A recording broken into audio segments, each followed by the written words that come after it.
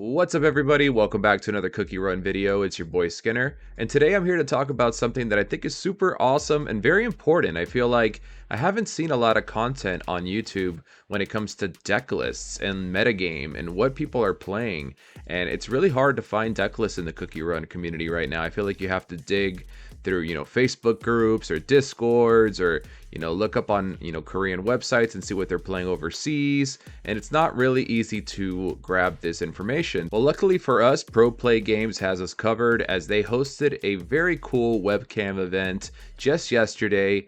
We had a lot of different players from all over the United States showing up here.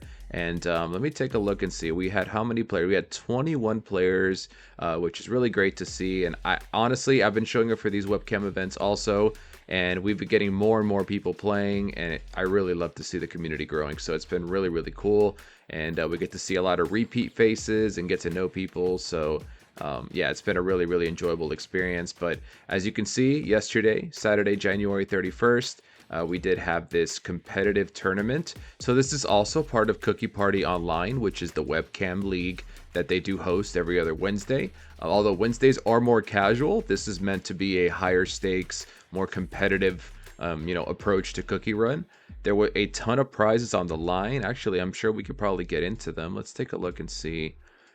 Here we go. So participation, all this promo packs, tower adventure packs. So this is just for signing up. We got first place here, so you get the playmat, pure vanilla playmat, which is awesome.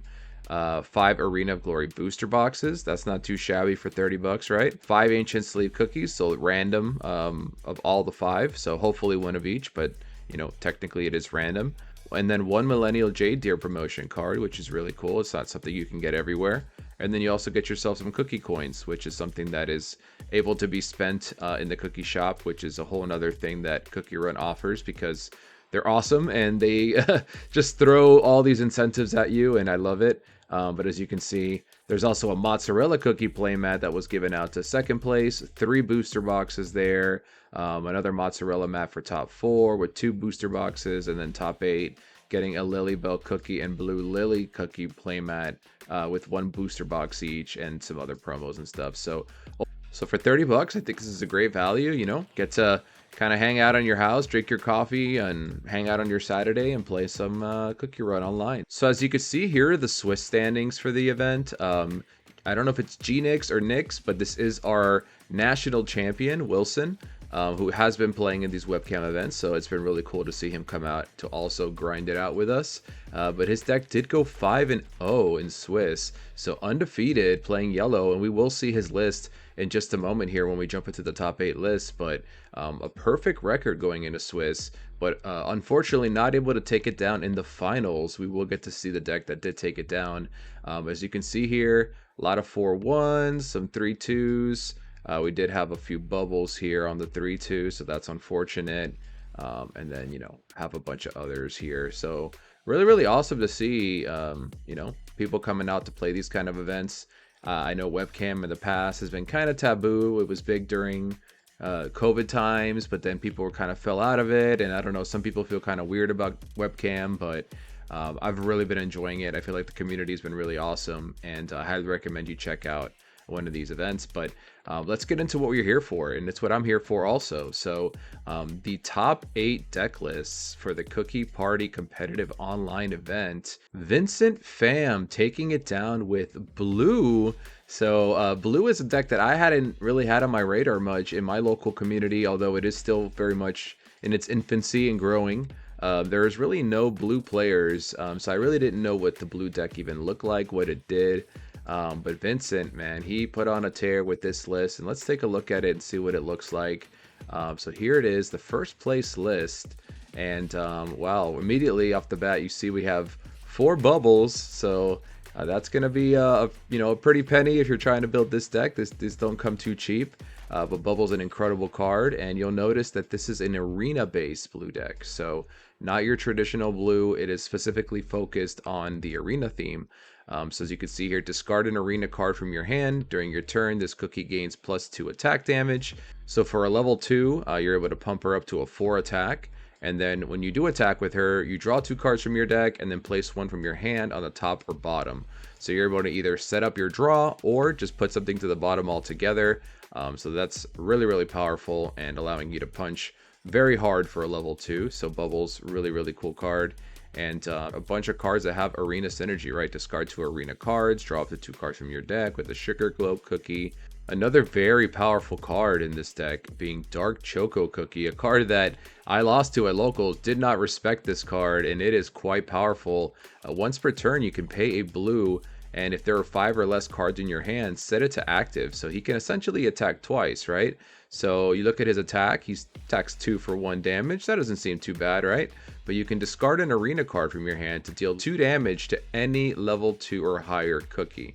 You can choose and you get to do it twice, and then you have really cool combos with things like this. So Bear Jelly Ice Cream, this allows you to bounce a cookie back to your hand, so you're able to essentially attack twice, play Bear Jelly, then replay the Choco, and then attack 2 more times with Choco, leading to an incredibly explosive turn and absolutely blowout if you're not ready for it. So I even tried to defend against it against my opponent, but unfortunately when you bounce it back to your hand, it falls off. All the debuffs on it go away, so when you play it back down, he continues to be able to do what he does, and it's a very, very powerful effect. We also see strong cookies like Black Pearl Cookie, which is a really cool one here. So this cookie just straight up bottom decks your opponent's level 1. So you can just go ahead and send it to the bottom, and it gives her +1 attack damage for the turn.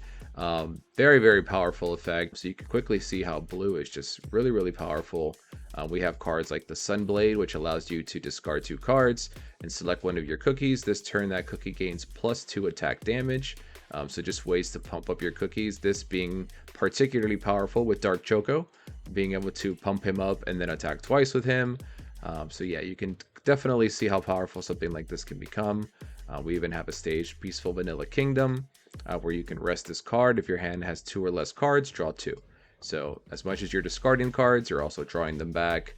And yeah, this is a really, really awesome list. I love to see blue getting some love, and I'm hoping to see more of this. And honestly, I looked at putting it together myself, but the Bubbles is a little bit of a deterrent for me at the moment. But we'll see what happens. All right, and next up we have G-Nix, aka Nix, aka Wilson, aka the national champion, with his yellow list, which is his signature list that he's been playing. He played it at Nats, and he's been playing it at our league, and now he's playing it here. So let's see what he's been up to. As you can see, he is incorporating the new croissant cookie, which is a very powerful cookie. Allows you to choose a level 2 or lower from your opponent's break area and trash it, and then go ahead and choose a cookie with a higher point value in play and put it into their break area. So just able to instantly remove 3 drops. If they have a 2 drop in their break, you could just go ahead and say, oh, your level 2's out of here, put your level 3 into the break area. She's a very good one. I also have her as a 1-up in my deck. I think she's not something that you always are going to need, but something that is very powerful when in the right scenario. So another new card being played here, Dino Sour Cookie, allowing you to go ahead and sacrifice some of your health in order to pump it up. And then once it attacks, if it has 3 or less HP, it gains that health back. So just a solid beater, again for 2, not too shabby. The rest of the deck is pretty standard. We do Millennial Tree. Millennial Tree is able to grab back all your blockers, things like Kumiho, which is able to stand in front of the Millennial Tree and allow it to not get hit. As well as things like Smoked Cheese, who's also able to grab back Kumiho.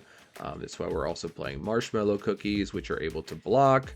So overall, we're just trying to protect the big cookies, get them in play, and continue to recur these 1-drops from the break area. And interesting to see, he is playing the original Timekeeper cookies on here. I know we had a little bit of a discussion after one of our league matches where he was playing the new Timekeeper. But looks like he's back on the original, and I'll be honest, I kind of like this. This one does allow you to heal. You're able to remove cards from your break and put it into the trash, while the newer one is more focused on damage. So if you're trying to play more of a control strategy, I can definitely see why the heal would be more effective. There have been games that I've played where I just wish I could have healed just a little bit more to survive. So maybe that's what he's thinking also. So yeah, interesting to see going back to the original Timekeeper, but I can definitely understand why.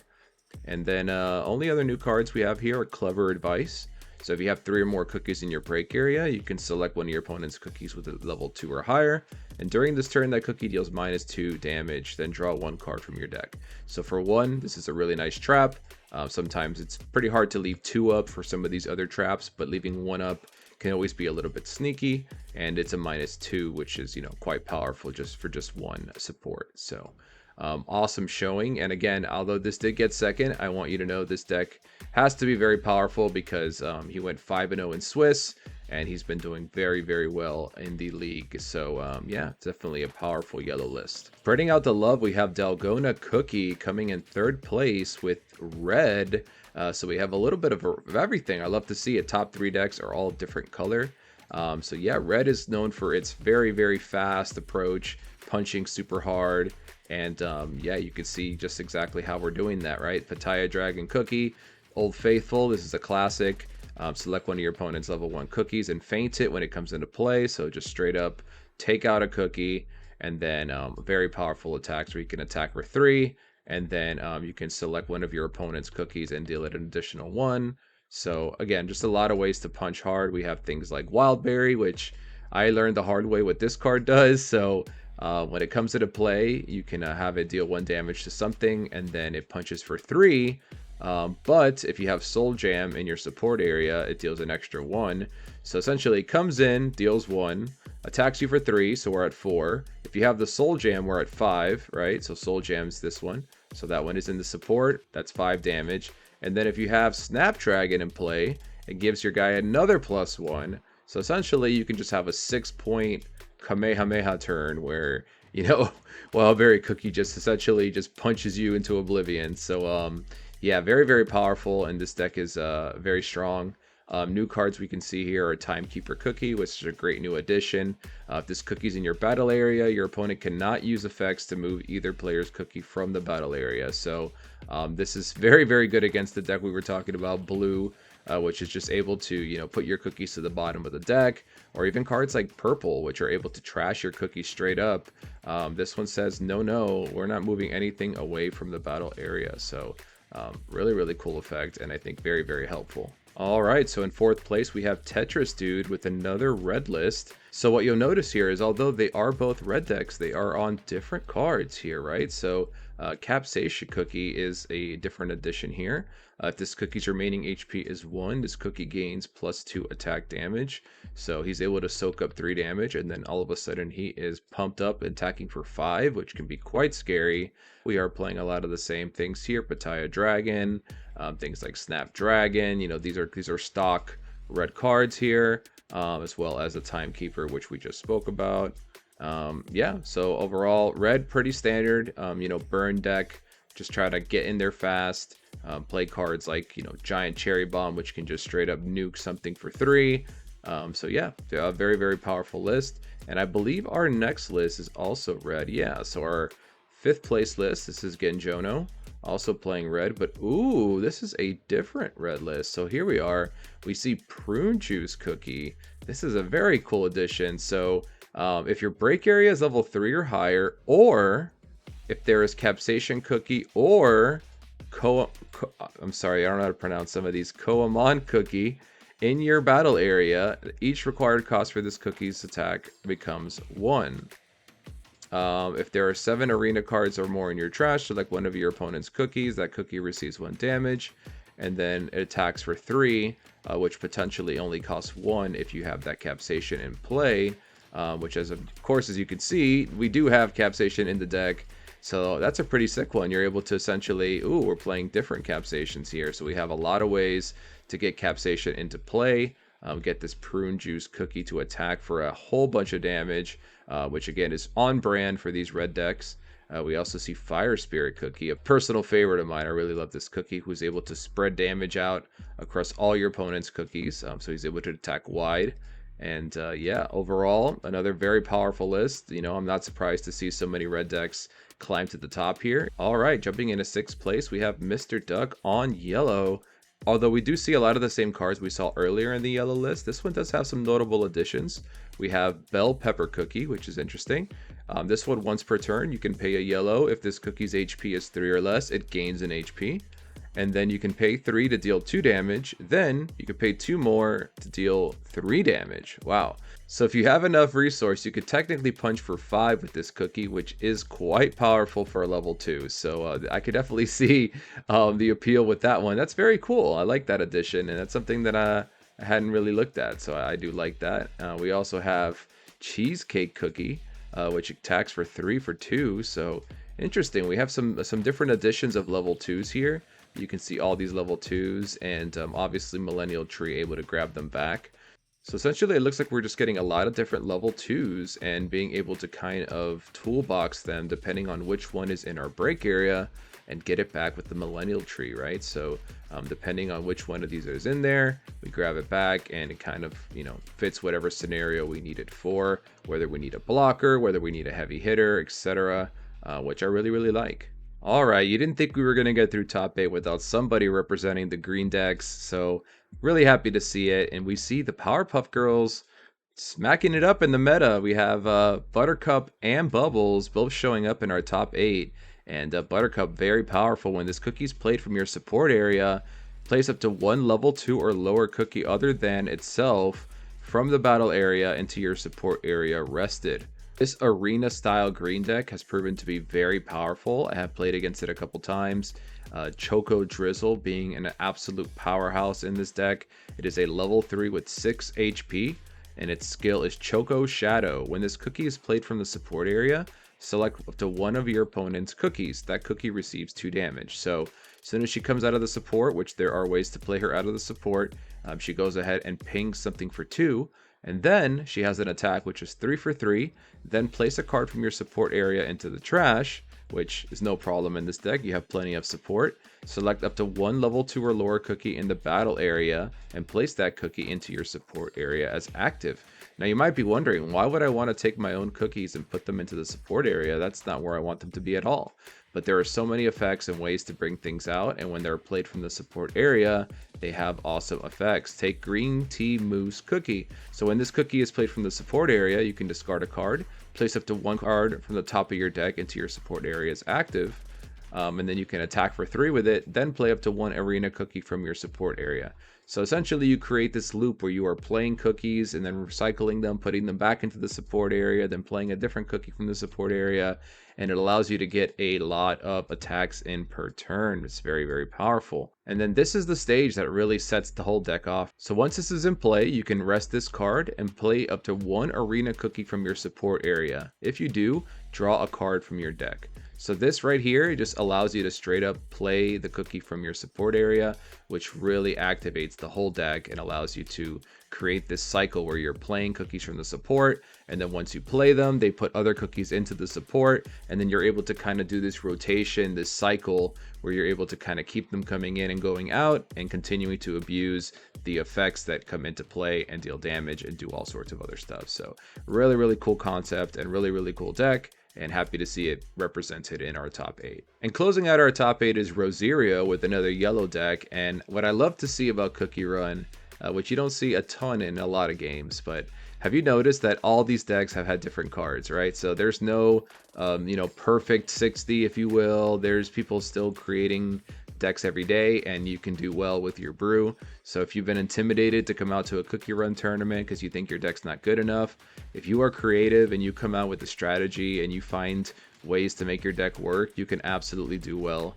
So definitely do it. But anyways, so this list is unlike any of the yellow lists that we saw before. And we have all these different marzipans, and essentially what they do is they pump up each other if they're in play or in your support area, right? So for example, this one says if you have 2 different kinds of marzipan cookies in your battle area and 4 kinds of marzipan cookies in your support area, this cookie gains ×2 attack damage, not +2, ×2 attack damage, which is a total of 6 damage on this one. So essentially, if you're able to just support all your marzipan cookies and just get a couple different ones in play, they can start attacking for a ridiculous amount of damage. We also have the hero of the show, Mr. Gingerbrave himself, joining this deck list. When your turn ends, if there are 2 or more cookies in your break area, select 1 card from your support area as active. So you're able to go ahead and use all your resources on your turn and get that one as active, so that way you still have enough for a trap on your opponent's turn, which is very, very handy. And we do see a lot of different traps here. You'll notice that this list does play a lot of one-ups, so it looks like we really just want to be digging through the deck and have options here. So 1-up to Timekeeper, 1-up to Baguette. We have 1 leek cookie, 1 fettuccine cookie, 1 kumiho, 1 dino sour, 1 mustard cookie, 1 latte, 1 marshmallow, 1 banana, 1 mozzarella. But it seems to have worked out, as this list took it all the way to top 8, and congratulations on an awesome performance. I love to see different decks do well, and this is not a yellow list that I had on my radar at all. I am relatively new to the game, so obviously I'm not claiming to know much about anything, to be honest, but it is a very, very sweet list, and I'm interested to see it. I'm hoping I get to play against this soon. Alright guys, well that wraps up our top 8. I hope that helps you guys out in your search for deck lists out there in the CookieRun Bravers universe. If you're looking forward to more CookieRun Bravers, you could definitely subscribe to my channel. I definitely will be posting lots more content. I will be leaving all the deck lists down below so you can look into them in detail. I hope to see you guys at some of these upcoming webcam tournaments, and until then, Skinner out. Peace!